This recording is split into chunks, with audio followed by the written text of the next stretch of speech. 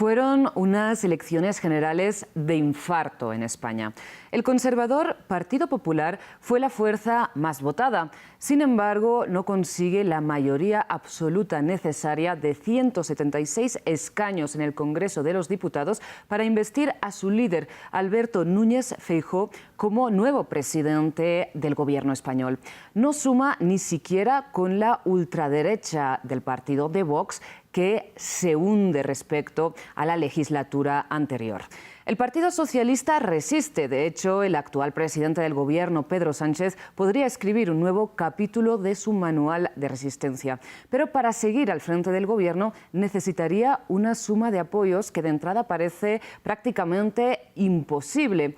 Nos preguntamos en el debate de hoy de France 24 cómo se entiende que tras la noche de ayer ambos bloques, tanto el de derechas como el de izquierdas, emitieran discursos de victoria. También nos preguntamos si la derecha tiene alguna posibilidad de llegar al poder y si el Partido Socialista conseguirá los apoyos que necesita de los independentistas Junts per Catalunya, el partido de Carles Puigdemont, apoyos que pueden venir en forma de votos a favor de Pedro Sánchez o simplemente en forma de algunas abstenciones. ¿Qué podría ofrecer Pedro Sánchez a los independentistas catalanes para que favorezcan su investidura? ¿O está España abocada a una repetición electoral? Para hablar de estas cuestiones, contamos aquí en el debate de France 24 con Susana Mangana. Ella es profesora investigadora del Instituto de Derechos Humanos de la Universidad de Deusto, Bilbao. También desde Madrid nos acompaña Paloma Piqueiras. Ella es doctora en comunicación y vicepresidenta de la Asociación de Comunicación Política de España. En Madrid se encuentra nuestro enviado especial, Luis Muñoz, quien ayer estuvo cubriendo la jornada desde la sede del Partido Socialista Obrero Español, el partido del actual presidente Pedro Sánchez. También desde Madrid nos acompaña Elise Gazengel, también enviada especial a la capital española para el cubrimiento de estas elecciones, que estuvo siguiendo la formación conservadora Partido Popular, actualmente la fuerza más votada tras los comicios de ayer y en esta última legislatura la principal fuerza de la oposición en España. Recuerden, antes de entrar en materia, que ustedes también son parte de esta conversación y que nos pueden hacer llegar sus comentarios, sus opiniones a través de nuestras redes sociales. Nos encuentran como @France24_ES y con el hashtag #eldebateF24. Estamos en Twitter, en Instagram, en Facebook, también en Threads, y recuerden que pueden escuchar de nuevo este programa y todos los anteriores a través de nuestro canal de YouTube y también en forma de podcast en Apple Podcasts, Deezer, Spotify y TuneIn. Bien, ya hecho este repaso, este contexto, vamos a abrir este programa desde la capital española con nuestros enviados especiales. Pero antes queremos recordarles las que fueron las palabras de Alberto Núñez Feijóo, recordemos, líder de la formación conservadora Partido Popular, que fue la fuerza más votada en las elecciones generales de ayer domingo. La anomalía de que en España no pudiese gobernar el partido más votado solo tiene como alternativa el bloqueo. Le pido, pues, al partido que ha perdido las elecciones porque ha sido superado por el Partido Popular, le pido al Partido Socialista expresamente y al resto de las fuerzas políticas que no bloqueen el Gobierno de España una vez más. Elise Gazengel, desde Madrid. Usted estaba ayer, como decíamos, siguiendo la jornada en la sede del Partido Popular. Usted estuvo presente en ese discurso de victoria de Alberto Núñez Feijóo. Sin embargo, después de las palabras de ayer, ¿cómo amaneció hoy el Partido Popular ya como fuerza más votada? ¿Cuáles han sido sus primeros pasos? Pues ya para empezar, ayer cuando estabais escuchando este pronunciamiento, justo después de estas palabras de Alberto Núñez Feijóo, los militantes realmente no se quedaron en lo que quería el PP que fuera una noche de fiesta. Fue una noche bien larga, pero una fiesta corta, una sensación de victoria agridulce, y los militantes pues se fueron porque todos estaban esperando lo que hoy podría decir Alberto Núñez Feijóo y sobre todo lo que podría decir en las próximas semanas. El candidato del Partido Popular hoy se reunió 2 veces con su cúpula, este mediodía en una reunión más informal, esta tarde con el comité directivo del Partido Popular para analizar estos resultados, esta victoria clara que reivindican, pero también, como lo acaban de explicar, pues esta suma de alianzas posibles. En este sentido, Alberto Núñez Feijóo pues dio unas declaraciones esta tarde aquí en Madrid. Ha anunciado que empezó a contactar con algunos partidos, no se da por vencido, quiere formar esta alianza de gobierno, dice que es su derecho y su deber de formar este gobierno en coalición. Dijo que había hablado con Vox y el partido de ultraderecha y también con la Unión del Pueblo Navarro, UPN, que le garantiza su apoyo en una posible investidura. También dijo que había hablado con Coalición Canaria y con el PNV. Estos dos pues seguirán ampliando los contactos a lo largo de estas semanas. En resumen, Feijóo, aunque parece muy poco probable, no se da por vencido y quiere intentarlo hasta conseguir esta investidura, si puede sumar todos estos escaños. Elis, pues muchísimas gracias. Más adelante en este debate analizaremos con nuestras invitadas las posibilidades de que la derecha acabe sumando los suficientes escaños para permitir que Alberto Núñez Feijóo se convierta en el nuevo presidente del Gobierno. A usted le agradezco toda la cobertura de estas elecciones y pasamos ahora con Lluís Muñoz, quien, como decíamos, estuvo siguiendo la jornada electoral con el Partido Socialista. Lluís, también antes de empezar queremos recordar las que fueron algunas de las palabras de Pedro Sánchez tras la jornada de ayer.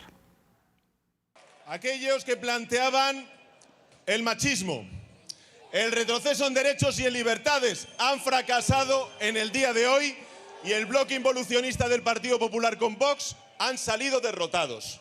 Somos muchos más los que queremos que siga España avanzando, a que siga el camino del retroceso marcado por el Partido Popular con Vox. Compañeras y compañeros, somos más, muchos más, los que queremos que España avance y así seguirá siendo. Lluís, le traslado un poco la misma pregunta. Después de haber escuchado ese discurso de ayer de Pedro Sánchez, ¿cuáles fueron las sensaciones y cuál es el primer paso que da el actual presidente del Gobierno para revalidarse como líder del Ejecutivo? Pues sí, mi compañera Elis hablaba de una victoria agridulce por parte del Partido Popular. En el Partido Socialista la sensación era más bien de una derrota dulce. Sí que hubo tensión durante todo el día, nervios, expectación, y no fue hasta las 10:30 de la noche que no empezaron a celebrar esta derrota que podría permitirle todavía formar gobierno. Y es que durante un momento allá en Ferraz, en la sede del Partido Socialista, también nos cruzamos con algunos ministros. Uno de ellos es Miquel Iceta, el ministro de Cultura, que dijo que estaban muy contentos y que se sentían ganadores. Hubo una fiesta improvisada, llegó mucha militancia delante de la calle, se armó también un escenario improvisado desde donde habló Pedro Sánchez, felicitándose de que en España hay más personas que quieren que el país avance y no retroceda. Los pasos a seguir ahora: esta mañana ha habido una ejecutiva federal en la que se ha visto a un Pedro Sánchez más relajado, ovacionado, y ha dicho que no va a abocar al país a una repetición electoral y que van a intentar buscar mayorías, algo que la izquierda de Sumar ya le está pidiendo: un programa de gobierno, incluso ministerios, incluso Sumar, el partido de Yolanda Díaz, estaría ya iniciando contactos con Junts per Catalunya, el partido de Carles Puigdemont, que será clave a la hora de formar gobierno. Sin embargo, de momento en el Partido Socialista tampoco tienen prisa, ya que no será hasta que Alberto Núñez Feijóo, del Partido Popular, fracase en conseguir una investidura que pueda formar gobierno. Sin embargo, el 15 de agosto se formará el Congreso y ya tendrán que decidirse las mesas del Congreso, donde se empezarán a ver las primeras alianzas. Sin embargo, como decíamos, todavía no tiene mucha prisa Pedro Sánchez y puede mantener su trabajo como presidente de la Unión Europea hasta poder lograr gobierno y convencer a todo ese abanico de partidos que van desde progresismos, también partidos un poco más conservadores y nacionalistas, para poder formar gobierno.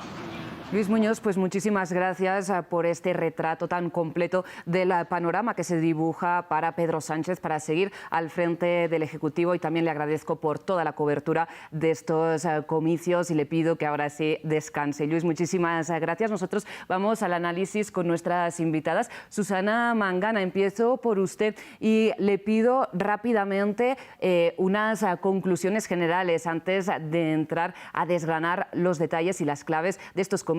Una conclusión general sobre la jornada de ayer. Bueno, pues primero que nada, muchas gracias por este contacto y la posibilidad de participar con vosotros en este análisis. Como tú decías, han sido de infarto y todavía nos quedan varias semanas caóticas, ¿no? Porque se viene un tiempo de alianzas, de negociaciones, también de duras concesiones. Yo lo que creo es que el estado de las autonomías, es decir, la sociedad española se ha expresado alto y claro. No quieren una involución, no quieren una vuelta atrás, que es lo que creo que representa el discurso bastante rancio de Abascal y del partido Vox, no porque lo diga yo, sino simplemente por toda la cantidad, la larga lista de leyes que pretendían derogar en caso de poder formar gobierno con el PP. Con lo cual, primero, lo que hay que decir es que creo que España hoy respira aliviada, con cierta incertidumbre, sí, pero mucho más aliviada después de conocer estos resultados. Susana, le trasladamos la misma pregunta a también nuestra invitada Paloma Piqueiras. Paloma, ¿usted está de acuerdo con Susana en que un poco también las que fueran las palabras de Pedro Sánchez que escuchábamos, España ha rechazado la involución social que planteaba el PP y Vox? Hola, ¿qué tal? Muy buenas tardes, buenos días para ustedes. Agradezco también muchísimo la invitación. Estoy absolutamente de acuerdo con lo que dice Susana. Es verdad que el resultado de las elecciones quizá nos gustaría que fuera menos picante, que fuera un poco más normal para poder formar gobierno rápido. Pero si algo bueno sacamos en claro de ayer es que la sociedad española ha dicho alto y claro que la ultraderecha no debe de estar en el gobierno, no quiere que esté en el gobierno, y creo que es una cuestión bastante relevante y que hay que destacar porque no es la tónica que está siguiendo Europa. En Europa los movimientos de ultraderecha se están sumando a los gobiernos, están ganando peso, es algo que tenía preocupada la Comisión Europea, y en España esto se ha frenado al menos de momento. Y creo que hoy, como decía Susana, respiramos aliviados de tener a la ultraderecha lejos de las instituciones y más debilitada que hace 4 años. Para contextualizar a nuestra audiencia, recordemos el partido de ultraderecha Vox ha pasado de tener 52 diputados en la legislatura que se cierra a 33 en la nueva configuración del Congreso de los Diputados que se abre a raíz de los comicios que tuvieron lugar este domingo. Recordemos que España tiene un sistema parlamentario, por lo que para investir al presidente del Gobierno es necesario contar con una mayoría en el Congreso de los Diputados, con una mayoría en una votación en el Congreso de los Diputados. En un primer intento, los líderes que se presentan como posibles presidentes del Ejecutivo requieren de una mayoría absoluta en el Congreso. En un segundo intento ya basta con una mayoría simple. Es normalmente en este segundo intento cuando entran en juego las alianzas, los apoyos, las abstenciones entre las distintas fuerzas. Aquí las fuerzas más minoritarias, pero que son claves para investir a los líderes de los principales partidos, piden concesiones a cambio de sus apoyos. Algunas de estas concesiones pueden ser entrar a formar parte del Gobierno, ya sea ocupando incluso importantes ministerios. Por eso se decía que en estas elecciones estaba en juego el hecho de que la extrema derecha pudiera volver al Ejecutivo a ocupar ministerios por primera vez en España desde el restablecimiento de la democracia. Esto parece que finalmente no va a ocurrir, o por lo menos no es fácil que ocurra, dado a que el Partido Popular, la primera fuerza conservadora, no suma la mayoría necesaria, tampoco añadiendo a su aritmética a los diputados de la ultraderecha Vox. Bien, está hecha esta aclaración, que siempre para el continente americano es importante porque el sistema político dista mucho del sistema presidencialista que es mayoritario en este continente. Les pregunto si este rechazo, esta caída de Vox se explica por la movilización que hubo en estas elecciones, que alcanzó el 70% de participación. Susana, empiezo con usted. Sí, yo creo que eso tiene, por supuesto, debe haber influido, pero yo creo que sobre todo hay un claro rechazo, ¿no?, de amplias capas de la sociedad española a ese discurso, como yo decía, que se traduce en eslóganes bastante rancios, ¿no?, de cargar las tintas contra la inmigración o, por ejemplo, negando. Es muy negacionista el partido Vox de lo que es la violencia de género, queriendo derogar leyes que se han aprobado con mucho esfuerzo, la ley trans, la ley de eutanasia, la ley del aborto. Es decir, es como un retroceso de muchas décadas para una España que yo creo que llegó tarde la democracia, porque sí vivimos bajo una dictadura, no yo personalmente, que era muy pequeña, pero evidentemente todavía está muy presente el recuerdo de lo que fue la etapa de Franco. Entonces, se asocia mucho al discurso de Abascal, de su líder en Vox, con Franco. Y yo creo que, bueno, muchísima gente en España, y sobre todo gente muy joven también, aunque hay que tener cuidado con estas generalizaciones, ¿no?, porque evidentemente también cosecha votos en alguno o tiene arrastre entre algunas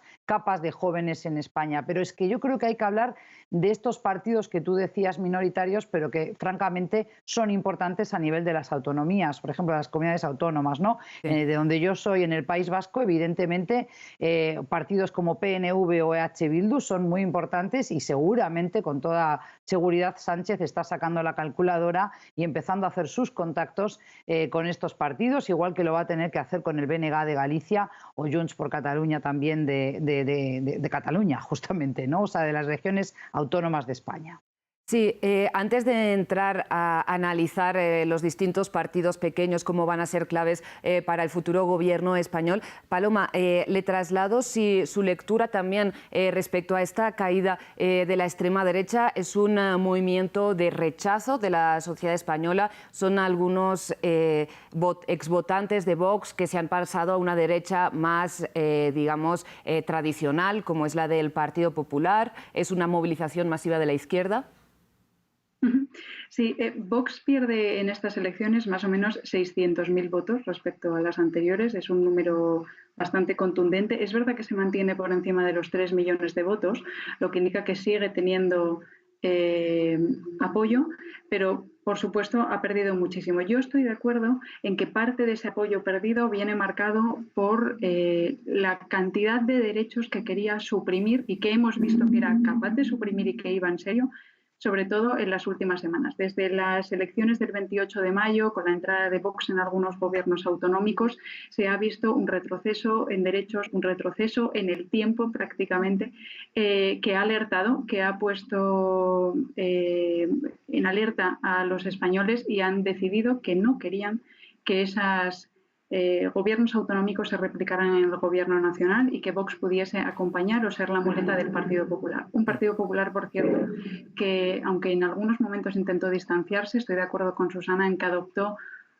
muchos de los discursos rancios, pasados ya de moda y yo creo que ya no acordes con la sociedad en la que estamos. Entonces, Vox pierde, Vox retrocede, aunque me preocupa, también diré, que, como decía Susana, hay una parte joven de este país que no ha vivido la dictadura, yo me incluyo entre ellos, pero que empieza a tener un fulgor, yo creo que preocupante, hacia la extrema derecha, quizá precisamente por ese desconocimiento de lo que supuso la guerra y la dictadura.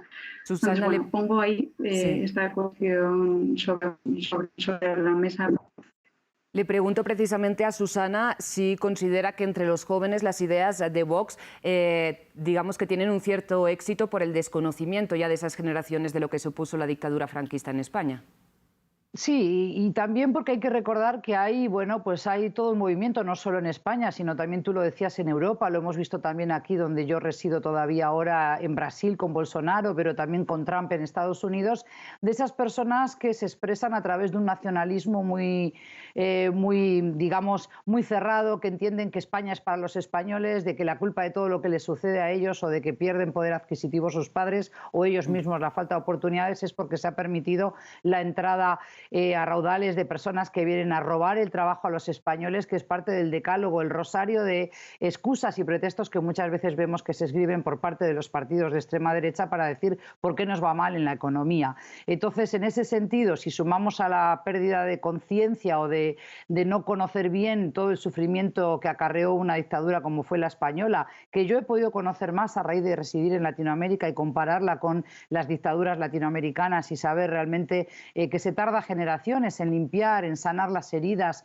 sociales, ¿no? Las brechas que surgen en el tejido social de las naciones, pues entonces todavía estamos con esa reparación, memoria histórica de España, y yo creo que, bueno, pues hay muchos jóvenes que rechazan, ¿no?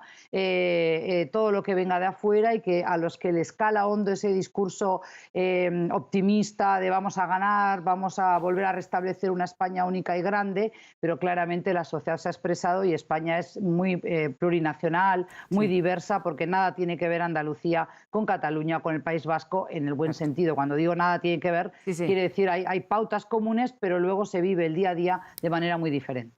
Precisamente, Susana, hablando de este plurinacionalismo, me gustaría ahora sí que nos fijáramos en Cataluña, porque así de compleja es la política española. Finalmente, parece que la principal clave de este gobierno, de este futuro gobierno, de que Pedro Sánchez se mantenga al frente del Ejecutivo español, la tienen los independentistas catalanes. Y recordemos, los independentistas catalanes en Cataluña perdieron muchos escaños, perdieron mucha fuerza. No fueron ni la primera, ni la segunda, ni la tercera fuerza, sino que Esquerra Republicana se colocó en el cuarto lugar y Junts per Catalunya en el quinto. Recordemos, el Partido Socialista fue la primera fuerza en Cataluña, en segundo lugar estuvo Sumar, esta coalición de izquierdas, y en tercero el Partido Popular, una situación muy inédita. Sin embargo, como decíamos, al final en la aritmética necesaria para investir a Pedro Sánchez, se necesita que el partido de Carles Puigdemont, recordemos, quien fue presidente de Cataluña y que después del referéndum de independencia de 2017 se fue a Bélgica, donde todavía sigue, necesita que algunos de sus diputados al menos se abstengan para que Pedro Sánchez pueda ser el nuevo presidente del gobierno o presidente de nuevo del gobierno español. Bien, Paloma, le pregunto si ve usted esto posible, que finalmente los independentistas catalanes lleguen de alguna forma a algún acuerdo con el gobierno español. Y permítame, antes de darle la palabra, les ofrezco lo que dijo precisamente la portavoz de Junts per Catalunya tras reconocerse clave para la formación del nuevo gobierno. No em tremolarà en absolut el pols. No nos temblará nada el pulso. La posició. Nosaltres no haremos presidente del gobierno a Pedro Sánchez a cambio de nada. La nuestra prioridad es Catalunya. Nuestra prioridad es Cataluña, no la gobernabilidad del Estado español. No nos moveremos ni un milímetro porque tenemos memoria. Perquè nosaltres sí que tenim memòria. Paloma, ahora sí le pido, ¿ve posible este apoyo a cambio de qué? Bueno, el apoyo va a ser necesario si la investidura de Pedro Sánchez sigue adelante. O sea, no hay manera de que Pedro Sánchez sea investido sin el apoyo catalán. Esquerra Republicana de Cataluña debería decir que sí, no valdría con una abstención como la anterior legislatura, y Junts debería como mínimo abstenerse. Esto, desde luego, va a tener un altísimo precio. Se habla ya de la petición de amnistía y se habla de la autodeterminación, de un referéndum de autodeterminación. Bueno, habrá que ver qué es lo que decide el Partido Socialista. Yo me atrevería a decir que ahora mismo no están en disposición de aceptar ninguna de las dos cosas.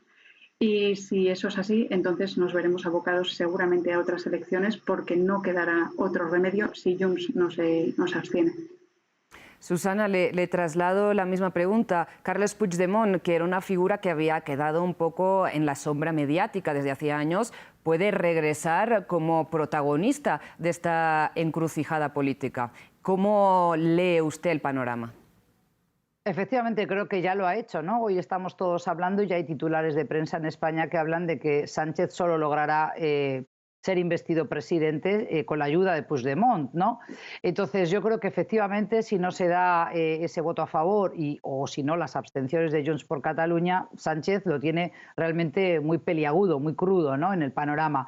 Y por eso yo decía que hay que tener en cuenta qué está pasando en las comunidades autónomas, pero claro, un referéndum de autodeterminación para Cataluña y no tener en cuenta el trabajo que vienen haciendo partidos como EH Bildu o incluso PNV en el País Vasco es imposible de imaginar, con lo cual esto hay que trasladárselo así a la audiencia latinoamericana porque no es fácil de digerir, ¿no? O sea, realmente lo tienen difícil tanto PP como PSOE, pero es que PSOE tendría que hacer unas concesiones que son muy duras. Igual creo que se explica por qué ha tenido este éxito el PSOE en Cataluña, porque se lo ve menos peligroso, ¿no?, que la coalición de los partidos de derecha, es decir, Vox y PP juntos, con lo cual ha habido ciertos gestos, ciertos guiños al independentismo catalán de parte de Sánchez que le han salvado de perder escaños en Cataluña, digamos así, pero no le ha dado el suficiente apoyo como para poder gobernar. Y ahí está la calculadora que tienen que sacar hoy, porque va a necesitar el apoyo de todos los partidos nacionalistas, conservadores como el PNV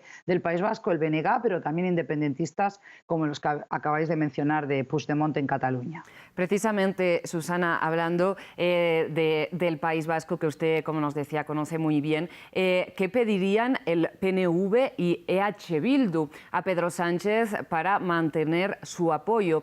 Y también es posible que un partido como el PNV, digamos, demócrata cristiano, recordemos, pero que ha tenido buena sintonía con el Partido Socialista y facilitó ya la investidura de Pedro Sánchez en 2019 con votos a favor, ¿sería posible que facilitara un gobierno del Partido Popular y de Vox, que cambiara de bando? No, PNV, yo personalmente no visualizo al PNV y mucho menos a EH Bildu apoyando al PP. El PP realmente siempre lo ha tenido muy difícil en el País Vasco, ha ganado algún escaño Sumar, por ejemplo, sí, pero no el PP. Es decir, PNV lo veo que es altamente difícil, diríamos, que pueda cambiar de bando. Lo que sí creo es que le van a exigir, bueno, pues seguir avanzando, profundizando en el estado de autonomía del País Vasco, que ya tiene un grado de autonomía elevadísimo. Recordemos, hubo un traslado de competencias, por ejemplo, de las cárceles no hace tanto tiempo, hace escasamente o el año pasado, con lo cual se ha seguido profundizando en ello. Sí veo que el PNV pueda negociar de manera más ágil, no así EH Bildu, que va a aprovechar esta coyuntura para poder exigir, bueno, pues o más carteras o más acceso a puestos del gobierno, ¿verdad? Pero yo no creo que cambie de bando, no. El PP y Vox realmente no rascan profundo en la sociedad vasca. Eso sí es algo que tengo claro. Y precisamente, Paloma, voy con usted. A lo largo de esta campaña, la derecha ha instrumentalizado muchísimo el conflicto vasco, ¿no?, lo que fue la organización terrorista ETA, con eslóganes como que te vote chapote, que hemos escuchado muchísimo, de forma que atacaban a Pedro Sánchez por haberse apoyado para ciertas medidas con el partido EH Bildu, independentista vasco. ¿Finalmente ha tenido mucha trascendencia toda esta campaña de demonización de Bildu? Bueno, lo primero de todo, me gustaría dejar claro que me parece obsceno, de muy mal gusto, haber utilizado en campaña este eslogan de que te vote chapote, porque recuerda una etapa muy difícil de España, recuerda una etapa muy complicada y de mucho dolor que afortunadamente se acabó hace ya más de una década y que no había ninguna necesidad de volver a rescatarlo en campaña. Es más, además es que ni siquiera les ha beneficiado, creo que les ha perjudicado y mucho. Bildu no solamente no se ve rectificada o no se ve penalizada por los votantes, sino que se ve aupada. Gana un escaño más, se posiciona por delante del PNV, que era la fuerza nacionalista del País Vasco hasta hace nada, con lo cual se lanza el mensaje de que realmente la ciudadanía vasca apoya a Bildu, no lo relaciona directamente con ETA y mucho menos les ha calado de forma positiva este eslogan horroroso del que te vote chapote, sino a la inversa, les ha dado más fuerza y ha ido contra el PP. Pues Paloma, Susana, para ir terminando, si finalmente ninguno de los dos bloques, ni el liderado por Alberto Núñez Feijóo ni el liderado por Pedro Sánchez, consigue una mayoría que les permita la investidura como presidentes del Gobierno, España se abocaría a una repetición electoral. En este caso, ¿a quién beneficiaría o a quién perjudicaría más esta nueva, repetición, esta nueva llamada a las urnas? Susana, con usted. Bueno, aquí nos estás pidiendo sacar la bola de cristal, ¿verdad? Y utilizar el tarot, que no es algo a lo que estamos acostumbradas ni Paloma ni yo, que ejercemos de profesoras y tenemos que trabajar con datos, con estadísticas y con un estudio más sólido de los hechos. Pero bueno, intentando hacer un poquito de prospectiva, yo creo que mucho tendrían que cambiar los discursos de Abascal para que realmente pueda arrimar votos al PP. Es decir, tendría que cambiar drásticamente su estrategia de campaña para poder apaciguar los ánimos, para poder calmar. Sobre todo, hay mucho temor a que vuelva una ultraderecha que justamente la asociamos con un pasado caduco y que la sociedad española tiene ganas de futuro, tiene hambre de Europa, tiene hambre de conocer otras cosas y mira hacia el futuro realmente y apuesta por un futuro que no tiene que ver con esos mensajes tan cerrados, tan de negación tanto de la violencia de género como el tema de la comunidad LGBTQI, que es bastante más amplio que solo decir que niega la violencia machista, por ejemplo. Pero por otro lado, yo creo que para el PSOE también hay que ajustar ahí tornillos y tuercas para engrasar algunas alianzas, ¿no? Como decíamos antes con Paloma, en el País Vasco, por ejemplo, no es tanto que se haya desplazado al PNV, sino que creo que hay votantes, lo sé de buena tinta, que hay votantes del PNV que en esta elección han decidido dar su voto útil al PSOE porque entienden que de esa manera alejan el fantasma de Vox y de la ultraderecha. Con lo cual, también Sánchez lo está interpretando de esta forma, es decir, no es tanto que ahora quieren todos ser o votar al PSOE, sino que realmente ha habido un caudal de votos que le han venido a beneficiar porque lo que se quiere es alejar el espectro de la extrema derecha. Si tienen buenos asesores de campaña, creo que puede, con la repetición de la jugada de las elecciones antes de diciembre o antes de Navidades, en cualquier caso, pues apostar a ya tener claro el panorama de negociación y concesión que tendrá que hacer a los partidos más duros, ¿no? A Junts per Catalunya y también EH Bildu, uno de ellos, ¿no? Pero no olvidemos también a partidos en Navarra, partidos en Andalucía, inclusive. Entonces, yo creo que puede ganar ahí sí, por eso por eso se declaraba triunfante también y triunfador el partido PSOE y Sánchez con el partido, ¿no? Pero es difícil, pero se puede llegar a hacer. Paloma, habría una fórmula, de hecho, para que no se repitieran estos comicios, y es lo que pide el líder del Partido Popular, Alberto Núñez Feijóo, a Pedro Sánchez, el líder del Partido Socialista. Es que el Partido Socialista se abstenga y deje gobernar a la fuerza más votada, que es el Partido Popular. ¿Hay posibilidades de que esto pase? Muy difícil. Yo creo que es realmente difícil. Recordemos que en el año 2016 el Partido Socialista se rompe literalmente en dos. Sánchez deja el partido, se va, aunque luego vuelve para volver a ser presidente.